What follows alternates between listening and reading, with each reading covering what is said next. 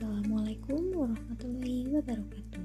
Kembali lagi bersama saya Nova Nur Eni, NPM 202151115 dari Program Studi Pendidikan Matematika Fakultas Keguruan dan Ilmu Pendidikan Universitas Siliwangi. Kali ini kita akan membahas perbandingan. Langsung saja kita masuk ke dalam materi. Yang pertama, pengertian perbandingan.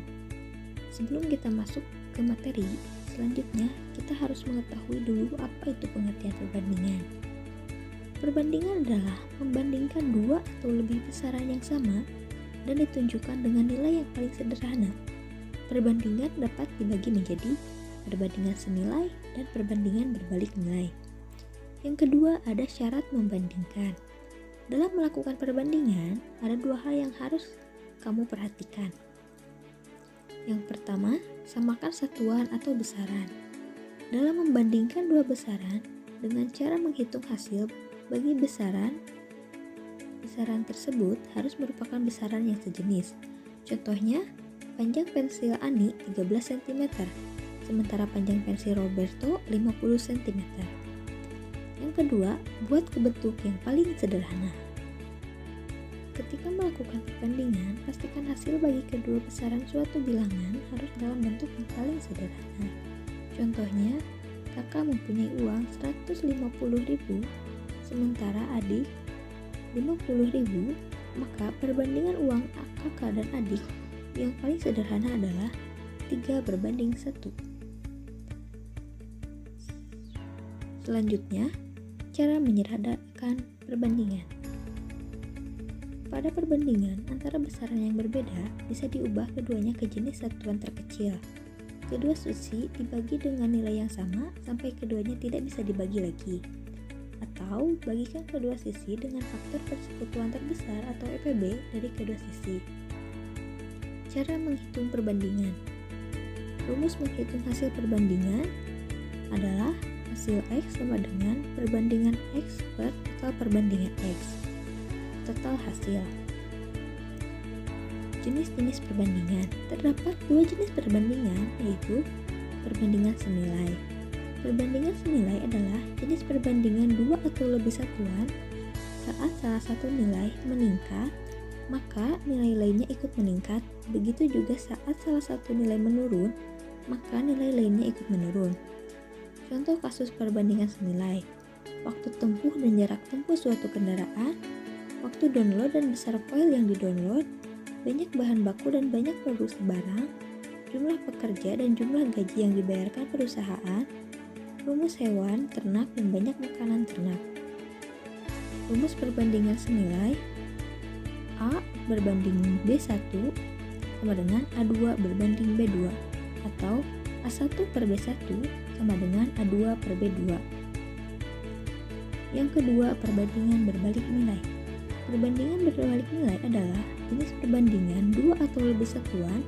Saat salah satu nilai meningkat, maka nilai lainnya menurun. Begitu juga saat salah satu nilai menurun, maka nilai lainnya meningkat.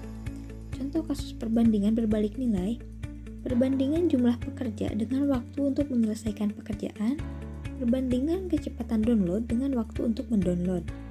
Rumus perbandingan berbalik nilai adalah A1 berbanding B2 sama dengan A2 berbanding B1, atau A1 per B2 sama dengan A2 per B1. Contoh soal. Yang pertama, contoh soal dari perbandingan senilai. Seorang penjahit memerlukan 10 meter kain untuk membuat 8 potong baju. Untuk membuat 100 potong baju yang sama, banyak kain yang diperlukan adalah. Contoh soal nomor 2, perbandingan berbalik nilai. Seorang pemborong mampu menyelesaikan pekerjaannya selama 49 hari dengan 64 pekerja.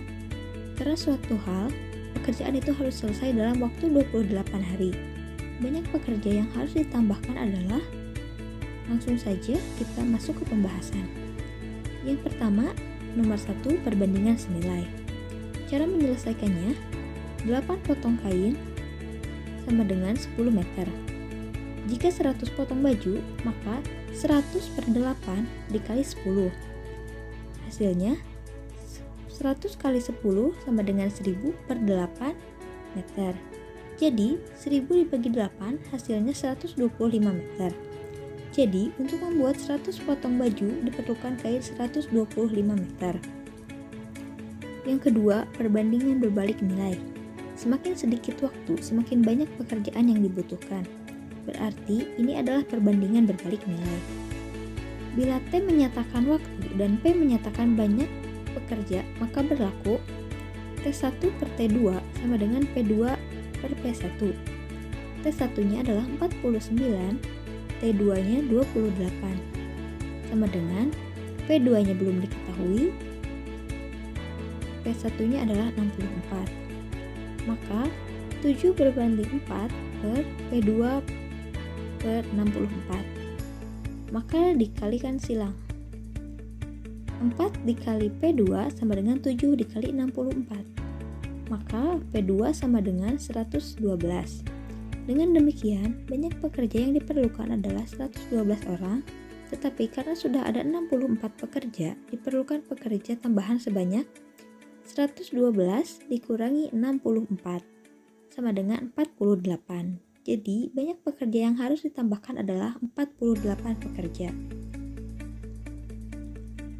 Sekian materi perbandingan kali ini, semoga bermanfaat. Mohon maaf apabila banyak kesalahan. Wassalamualaikum warahmatullahi wabarakatuh.